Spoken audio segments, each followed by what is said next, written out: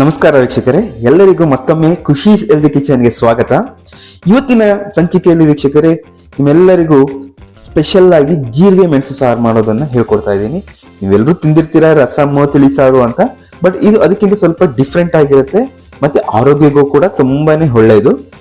ಶೀತ ನೆಗಡಿ ಜ್ವರ ಏನಾದ್ರು ಬಂದಿದ್ರೆ ಈ ಸಾರನ್ನ ಬಿಸಿ ಬಿಸಿ ಅನ್ನಕ್ಕೆ ತುಪ್ಪ ಹಾಕೊಂಡು ತಿಂತಿದ್ರೆ ನಿಮ್ಮ ಶೀತ ನೆಗಡಿ ಎಲ್ಲ ಕಮ್ಮಿ ಆಗೋದಕ್ಕೆ ಹೆಲ್ಪ್ ಮಾಡುತ್ತೆ. ಹಾಗಿದ್ರೆ ಯಾಕೆ ವೀಕ್ಷಕರೇ, ಬನ್ನಿ ಜೀರಿಗೆ ಮೆಣಸು ಸಾರು ಹೇಗೆ ಮಾಡೋದಂತ ನೋಡೋಣ. ಅದಕ್ಕಿಂತ ಮುಂಚೆ ಯಾರೆಲ್ಲ ವೀಕ್ಷಕರೇ ನಮ್ಮ ಚಾನಲ್ನ ಇನ್ನೂ ಸಬ್ಸ್ಕ್ರೈಬ್ ಮಾಡ್ಕೊಂಡಿಲ್ಲ, ಈ ಕೂಡಲೇ ಸಬ್ಸ್ಕ್ರೈಬ್ ಮಾಡ್ಕೊಳ್ಳಿ. ನಿಮ್ಮ ಪ್ರೋತ್ಸಾಹ ನಮಗೆ ತುಂಬಾನೇ ಮುಖ್ಯ, ಹಾಗಾಗಿ ನಮ್ಮ ಚಾನಲ್ನ ತಪ್ಪದೆ ಸಬ್ಸ್ಕ್ರೈಬ್ ಮಾಡ್ಕೊಳ್ಳಿ. ಬನ್ನಿ ವೀಕ್ಷಕರೇ, ಈಗ ಜೀರಿಗೆ ಮೆಣಸು ಸಾರು ಹೇಗೆ ಮಾಡೋದಂತ ನೋಡೋಣ.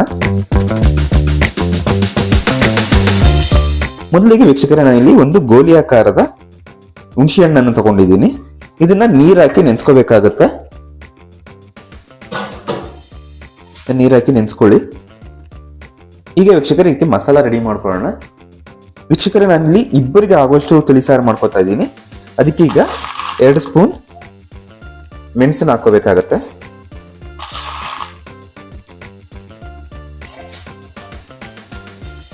ಹಾಗೆ 2 ಸ್ಪೂನ್ ಜೀರಿಗೆ,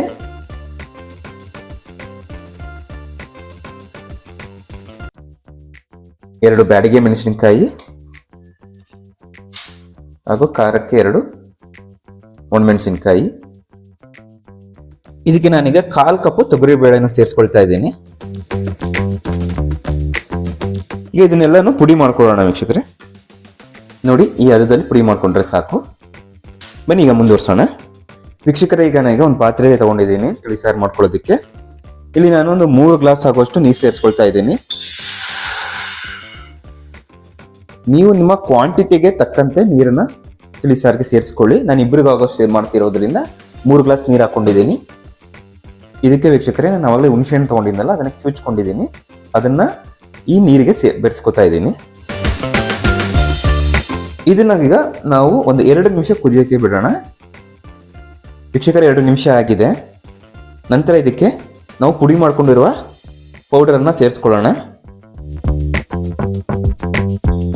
ಹಾಗೆ ರುಚಿಗೆ ತಕ್ಕಷ್ಟು ಉಪ್ಪು. ವೀಕ್ಷಕರೇ, ಮಿಶ್ರಣ ಎಲ್ಲ ಚೆನ್ನಾಗಿ ಕಲಿಸ್ಕೊಳ್ಳಿ. ಒಂದು 10 ನಿಮಿಷ ಕುದಿಯೋದಕ್ಕೆ ಬಿಡಿ. ಕುದಿದ ನಂತರ ನೆಕ್ಸ್ಟ್ ಪ್ರೊಸೀಜರ್ ಸ್ಟಾರ್ಟ್ ಮಾಡೋಣ. ಬೇಗ ಸುಲಭ ಆಗುತ್ತೆ ಹಾಗೂ ಆರೋಗ್ಯಕ್ಕೂ ಕೂಡ ತುಂಬ ಒಳ್ಳೆಯದು ಈ ಜೀರಿಗೆ ಮೆಣಸು ಸಾರು. ಒಂದು ಹೊಸ ರೀತಿಯಲ್ಲಿ ಇರುತ್ತೆ, ಒಂದ್ಸರಿ ಟ್ರೈ ಮಾಡಿ.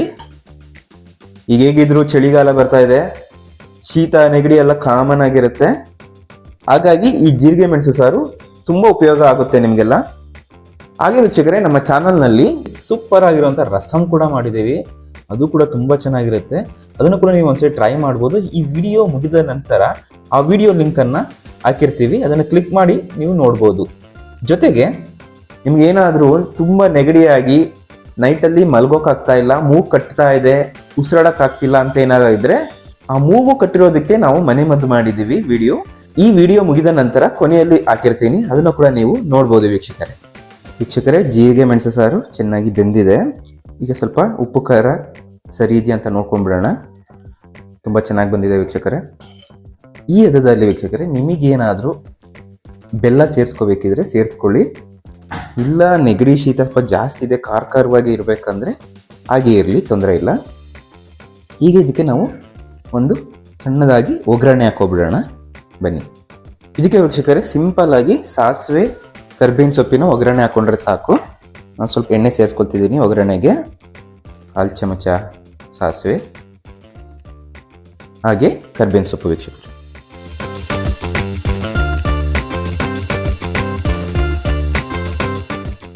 ಸಾಸಿವೆ ಕರ್ಬೇವಿನ ಸೊಪ್ಪು ಚಟ್ಪಟ ಅಂದಿದ ತಕ್ಷಣ ಆ ಒಗ್ಗರಣೆಯನ್ನು ಸಾರಿಗೆ ಸೇರಿಸ್ಕೊಳ್ಳೋಣ.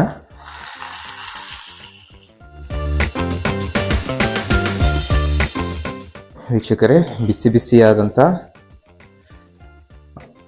ಜೀರಿಗೆ ಮೆಣಸು ಸಾರು ರೆಡಿಯಾಗಿದೆ. ಈ ಹಂತದಲ್ಲಿ ನೀವು ಸ್ಟವ್ನ ಆಫ್ ಮಾಡ್ಕೊಳ್ಳಿ. ಜೀರಿಗೆ ಮೆಣಸು ಸಾರು ರೆಡಿಯಾಗಿದೆ. ಇದನ್ನು ವೀಕ್ಷಕರೇ ಬಿಸಿ ಬಿಸಿ ಅನ್ನಕ್ಕೆ ತುಪ್ಪ ಹಾಗೂ ಸಾರನ್ನ ಸೇರಿಸ್ಕೊಂಡು ತಿಂತಾ ಇದ್ರೆ ಅದು ಮಜಾನೇ ಬೇರೆ. ಹಾಗೆ ನಿಮ್ಮ ಶೀತ ನೆಗಡಿ ಜ್ವರ ಕಂಟ್ರೋಲ್ಗೆ ಬರೋಕ್ಕೆ ಇದು ತುಂಬಾ ಹೆಲ್ಪ್ ಮಾಡುತ್ತೆ. ವೀಕ್ಷಕರೇ, ಬಿಸಿ ಬಿಸಿ ಜೀರಿಗೆ ರಸಂ ರೆಡಿ ಆಗಿದೆ. ಇದನ್ನು ಬೌಲ್ಗೆ ಹಾಕೋತೀನಿ, ಸರ್ವಿಂಗ್ ಬೌಲ್ಗೆ. ಆಹಾ, ಘಮ ಘಮ ಅಂತ ಇದೆ ವೀಕ್ಷಕರೇ. ಇದ್ರ ಜೊತೆಗೆ ಬಿಸಿ ಅನ್ನ ತುಪ್ಪ ಹಾಕೊಂಡು ತಿಂತಾ ಇದ್ದರೆ ಆಹಾ ಸಕ್ಕದಾಗಿರುತ್ತೆ. ಈ ವಿಡಿಯೋ ಇಷ್ಟ ಆಗಿದ್ರೆ ಲೈಕ್ ಕೊಡೋದನ್ನು ಮರಿಬೇಡಿ, ಹಾಗೆ ಕಮೆಂಟ್ ಕೂಡ ಮಾಡಿ. ನಮ್ಮ ಚಾನಲ್ಗೆ ಹೊಸಬರಾಗಿದ್ದರೆ ಸಬ್ಸ್ಕ್ರೈಬ್ ಮಾಡೋದನ್ನು ಮಾತ್ರ ಮರಿಬೇಡಿ. ಮತ್ತೊಂದು ವಿಡಿಯೋದೊಂದಿಗೆ ನಾನು ನಿಮ್ಮನ್ನು ಭೇಟಿ ಆಗ್ತೀನಿ. ಶುಭ ದಿನ ವೀಕ್ಷಕರೇ.